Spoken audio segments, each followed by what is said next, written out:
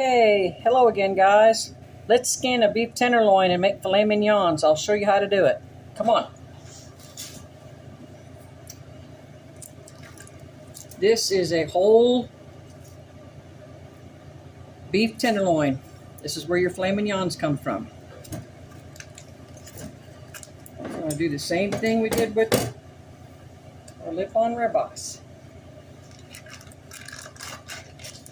This is your, probably in most cases, your choicest cut off your cow. Like I said before, that's your purge. It's not blood. Blood got drained out of the animal when it was on the butchering block. Block that guy off. That's a beautiful one. Oh my goodness. There's your silver.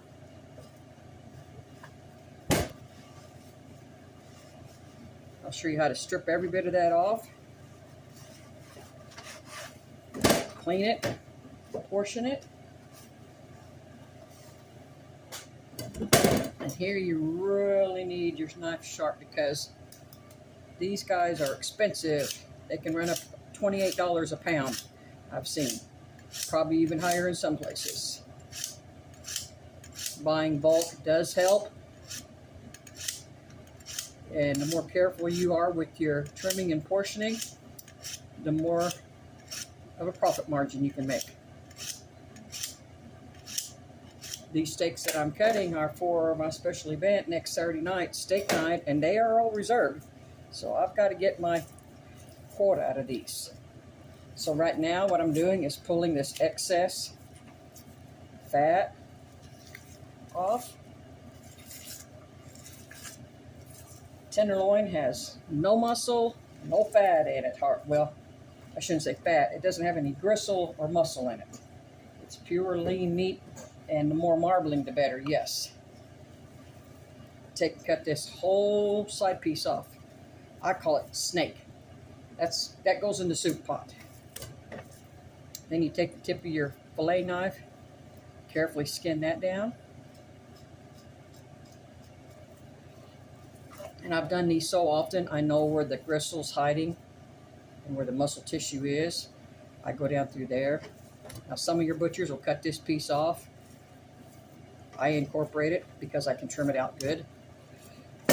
I go back here, pull that excess off. And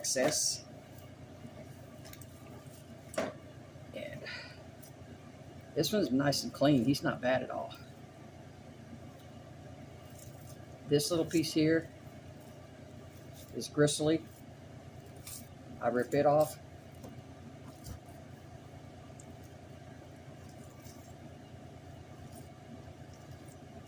If you guys can see that okay. There, you see that muscle in there?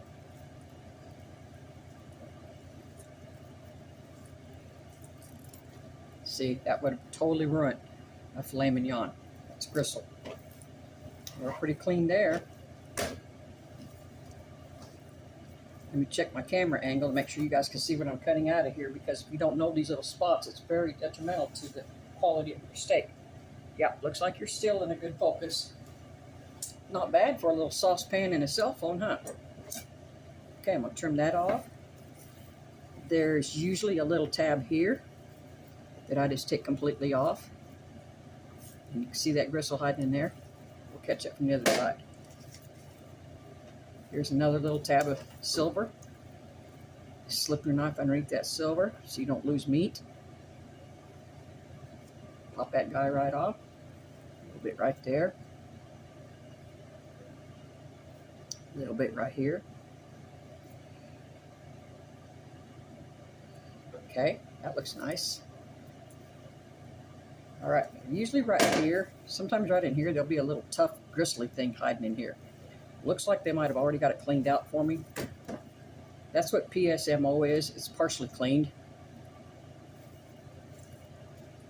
So you're not paying for all of the waste.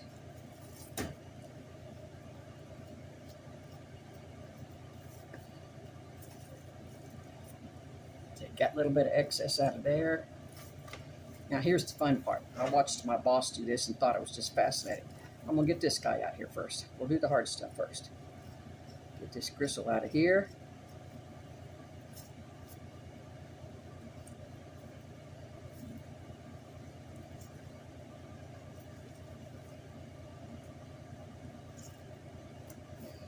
There's a little bit more running down in here. You see this? See that, guys? You don't want that. You want that out there.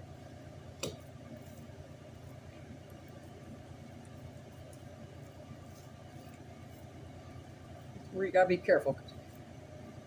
Waste is money on these guys. Okay, that's nice and clean. No gristle in there. We got our gristle out of here. Oh, we got another little string of it. See here?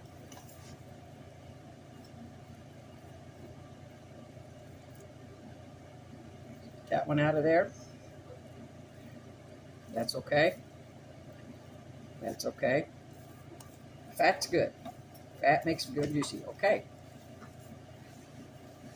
See if you can see a good angle on that silver right there. And I'll show you how to do that real quick. Oh yeah.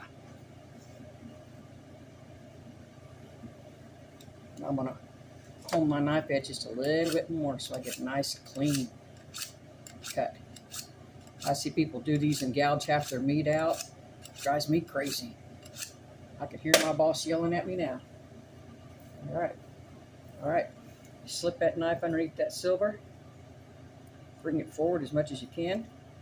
Pull it up. It's kind of like filleting your fish. You see how I got no meat on there? Hardly at all.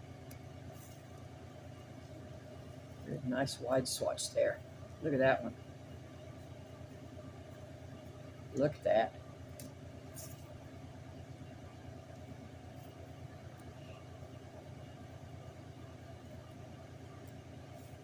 Swing it around here and get under here.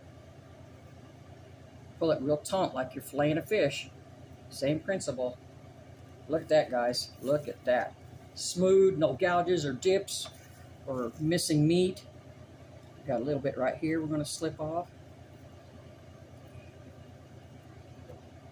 All right. Now you see how beautiful he is now? Not got a lot of fat in him. He's not a very marbly one, I can tell you that. Very dense. Here's what they look like again when they're uncleaned and untrimmed. This one's going to have a lot of marble in it. He's going to be a good one. This is what you got when you clean it up. Okay? So then what I like to do, this end right here, I just cut them off. That's your beef tender tips. Scraps. Great stew meat later on. Okay, I'm going to portion the meat. I know about where to cut it. I'm doing it so often. I just make the same thickness and then piece them together. I'm looking for about an 8-ounce filet mignon. I used to cut 12s. There you can see that marble. Look at that marble. And I'll show you on this one. Now this one here is my weight. That one's exactly the right weight. I can tell by the way it feels. And I got to show you a method that I was taught many years ago that I think is still to this day so unique. So we know this is going to be too small. We don't want a bunch of little pieces. Let me see if you can see this. Okay. Perfect. So I can take this guy and go almost all the way down. Stop before I cut all the way through. Flip it over like this. Look at that. Look at that. You can do the same thing with the little piece. If you want to make them little petite fillets. What do you think of that? Okay.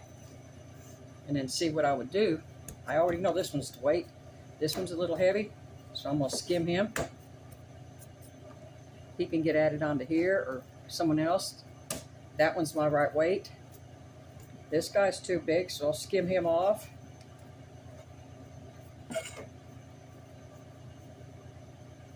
Like I said, you got to know your weights. Now we'll take these pieces and start building another fillet. I'll cut this right in half. I know that I use these for my well dones. See how I pieced that together? This one's a little short, so I put that little piece there. Now he's a perfect size. This one here, he's a little big, so I'm going to cut that little piece off there. And I will incorporate all these pieces into my other cuts.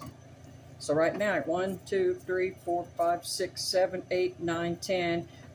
With this, I would have gotten 11 filet mignons out of this, approximately. Oh, these are little. This is a little heavy. I can tell them right here. I've gone about 9 ounces on these guys. So I'm gonna get some bacon and show you how I wrap them up real quick.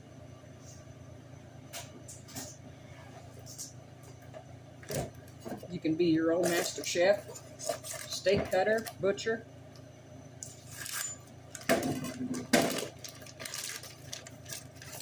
What you want is a kind of a nice, thin, straight cut of bacon.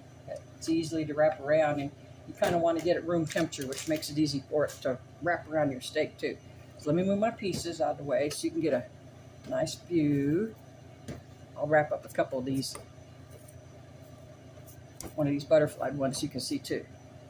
Get my toothpicks.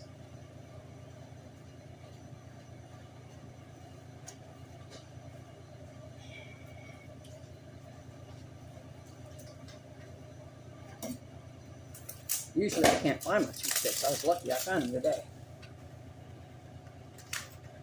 So I just get my toothpicks out here. I'll get all my trimming done first, then I'll do all my cutting, then I'll do all my piecing, then I do my wrapping. I do it all in a sequence. So take your bacon, put your bacon girdle on there basically.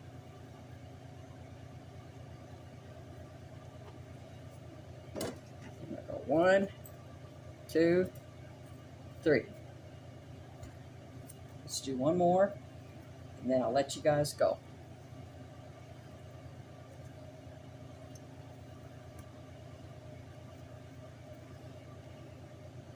Isn't that beautiful? 1, 2, and 3. Perfect filet mignon. Thanks for watching, guys.